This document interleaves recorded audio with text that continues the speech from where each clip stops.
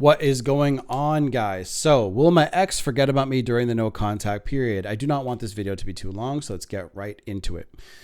So right now, your biggest fear is that you're going to lose them. Okay. Now, I'm not asking you guys to read this. These are notes for me, but I'm speaking to you. So you guys can definitely put this on in the car, right? Like, it's easy, right? So you and that fear, right? You're going to have days and weeks and months where it's going to feel a little bit better and it's going to feel awful. Okay. So right now you're probably watching their social media. You're probably stalking them in some way. Some people do this. They obviously don't admit it. Some people want to show up where they frequent. So maybe they like a certain place where they like to go, and you'll show up just to bump into them and be like, oh, hey, just for a chance. See, deep down in your subconscious, you're looking for just a chance that maybe if I say the right thing or catch them at the right time, that they will change their mind and get back together with me, which is, in my opinion, not true. They need to feel what it's like without you, but we'll get there in a minute. So since you're watching their social media and you watch that they're getting followed by new people and you watch them following new people, and sometimes, and a lot of you guys are making new accounts just to check this out, this is going to freak you out. Okay. And then they'll go party and spend time with new people that you may not even approve of. I've heard so many of you during coaching calls and text sessions where you'll say, and by the way, if you need one of those, it's in the description box. But they'll say, oh, they're hanging out with this guy that I don't approve of. And I'll say to them immediately, I'm like, are you their mother? Right? And I know this is very abrasive, right? But you saying it like that with that kind of energy, that's probably what you've been like in the relationship. So I want to cap that and get rid of it and put a cap on it is what I mean. Like stop it, and get rid of that thought, because when you say things like that, it's like, okay, I don't approve of them, but they do. So, they have this almost like this controlling mentality, and that's not a good place to start. So because this is going to freak you out, what you have to understand about your brain and how we all think as human beings, and you have to develop this skill. And the best way to develop this skill, in my opinion, is to read the book Letting Go by David Hawkins. It's also going to be in the description box in the Stand Store link. But your brain seeks comfort.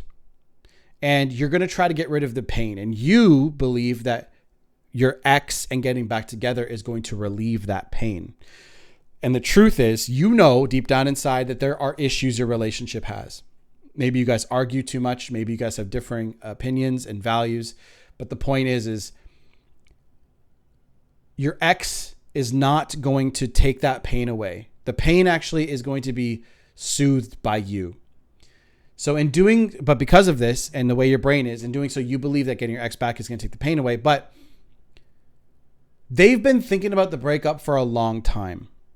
And because of this, they have come up with this idea, and almost like a dream. And you guys know how ideas build, okay? They have been thinking about breaking up with you. So say, for example, a fight happened, okay? And since this fight happened and this issue happened, they're like, you know what? It would probably be a good idea for us to just separate or take time apart. And then they get into this idea, like it's almost like ideas stack on top of each other.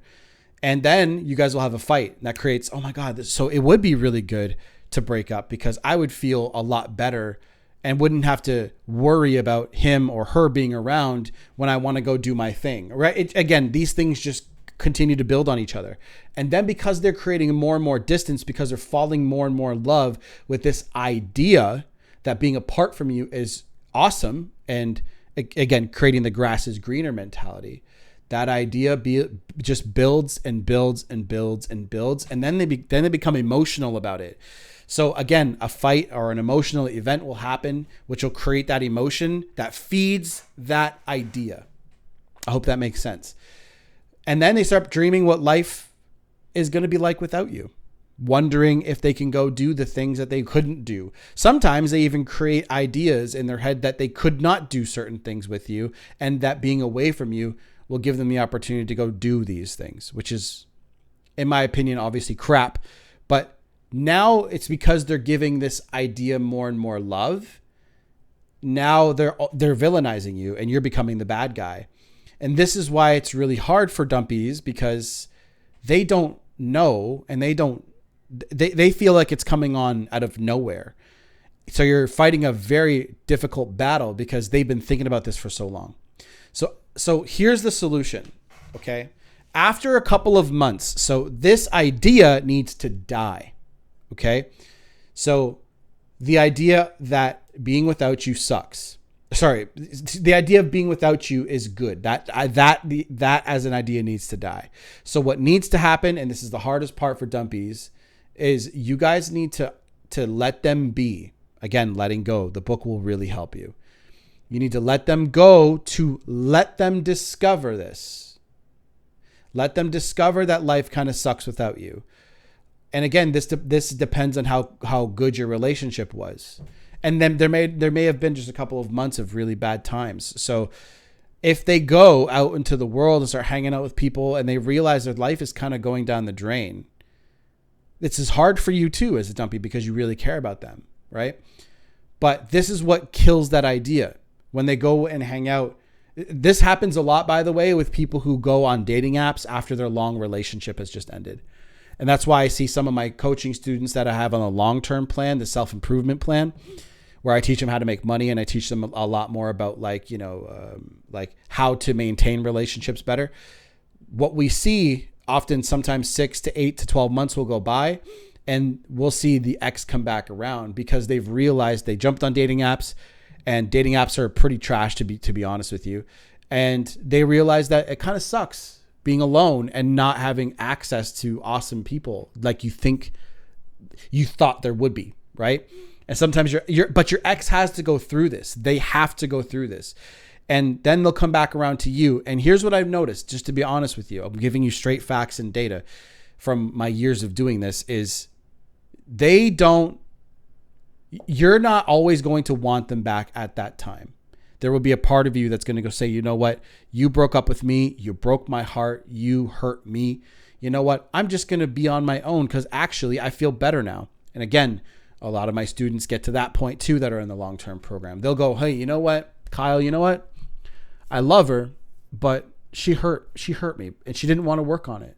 And then who knows what other person that she's been with or he's been with, right?